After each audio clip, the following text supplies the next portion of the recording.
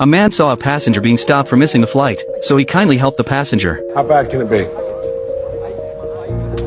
It was this small act that would put everyone on the flight into great danger. As the plane took off, a girl found something terrifying in the bathroom. Fear immediately spread throughout her body. An elderly man noticed her unease, so he approached and asked. The girl took out the item in her hand. The moment the elderly man saw it, his expression instantly froze. He whispered that this was very serious, and they needed to report it to the crew. The girl handed the item to him, but the elderly man holding the bullet seemed to have other plans. He didn't hand it to the flight attendant. Instead, he walked straight to first class and talked to a bearded man. John noticed them at this point. Although he couldn't hear their conversation, he felt something was wrong when he saw their serious expressions. Then the two of them left their seats one by one. When the bearded man returned, he was holding a bag. This made John even more suspicious, so he asked the flight attendant if the flight provided toiletry kits, but was told no. John immediately felt uneasy. Just as he was about to return to his seat, he saw two other passengers with the same bag. He was sure something was about to happen. Meanwhile, on the other side of the cabin, a young man opened a luggage compartment and pulled out the same small bag from his duffel. Sure enough, the bags all contained guns.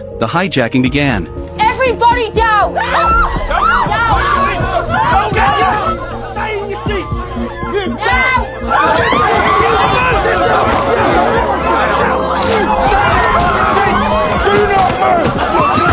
Sit the fuck down! Stay in your fucking seats! All passengers sat in their seats, and John quickly calmed himself down. He saw the hijackers systematically collecting passengers' electronic devices, and realized this flight was going to be dangerous. As he thought about how to deal with the crisis, two passengers in the back row were ready to fight back. These two brothers thought this was an Arab-style suicide hijacking. After all, this flight had taken off from Dubai. Since death was inevitable, they figured it was better to strike first, but John stopped them in time. This plane took off from Dubai, so there are people on this flight that only speak Arabic. So if you're going to hijack a plane in Arabic, it's a language you need to speak. It doesn't make you a suicide bomber, it just means you're prepared.